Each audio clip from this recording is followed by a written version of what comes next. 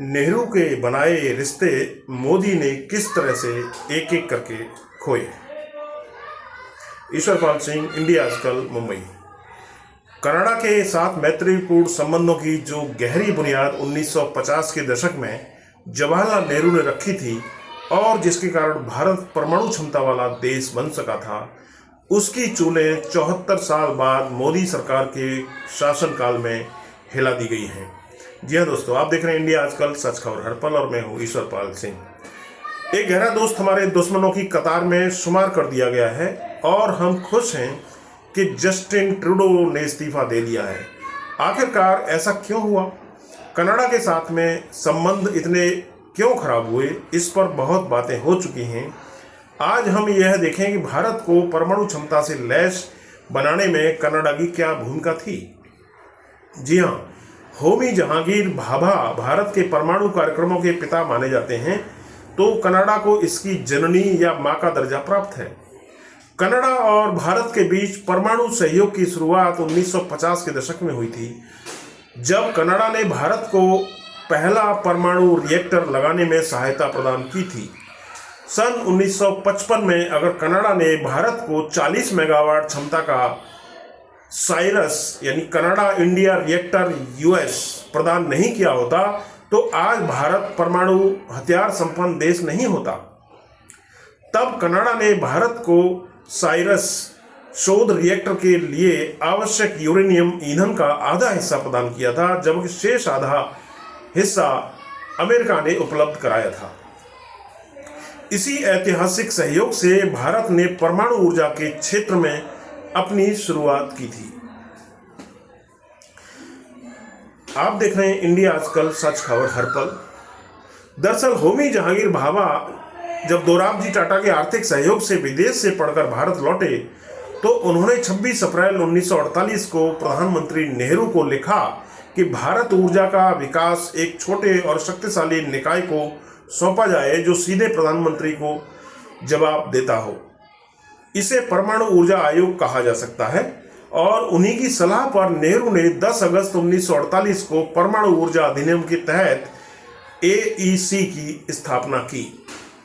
पहले अध्यक्ष भाभा बने और उन्हीं की राय पर SS भटनागर और SK कृष्णन को इसका सदस्य बनाया गया।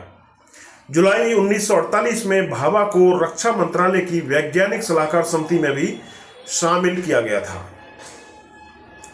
सन 1955 में जब कनाडा ने कोलंबो योजना के तहत भारत को NRSX परमाणु रिएक्टर के डिजाइन और निर्माण की पेशकश की, जिसमें पूरी तकनीकी और वित्तीय सहायता शामिल थी, तो यह पेशकश इतनी अच्छी थी कि इसे नजरअंदाज नहीं किया जा सकता था।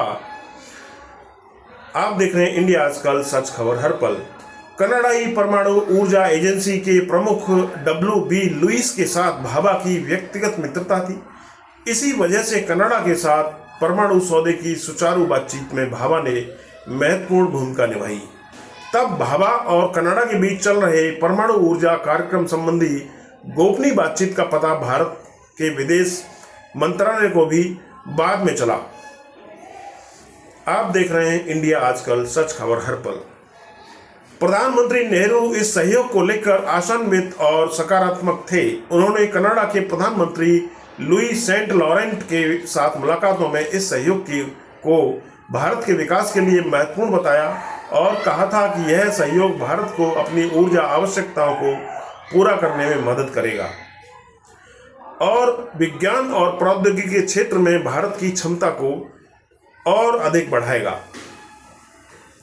कनाडा के प्रधानमंत्री सेंट लॉरेंट ने भी इस सहयोग को लेकर के उत्साह व्यक्त करते हुए कहा था कि कनाडा भारत के बीच यह परमाणु सहयोग दोनों देशों के बीच मित्रता और सहयोग का भी प्रतीक है। कनाडा ने भारत को परमाणु तकनीक ऊर्जा प्रदान कर उसके ऊर्जा और रक्षा क्षेत्रों में आत्मनिर्भरता की ओर कदम बढ़ाने में महत्वपूर्ण मदद की थी। सन 1950 से लेकर के 1960 के दशक तक इस कार्यक्रम को पूर्ण रूप से गोपनीय रखा गया। नेहरू कहते थे कि गोपनीयता जरूरी है ताकि हमारे अनुसंधान का फायदा दूसरों को न मिले और सहयोगी देशों से समझौतों में बाधा न आए। भाभा ने भाई नेहरू की इस बात का पूरा मान और ख्याल रखा।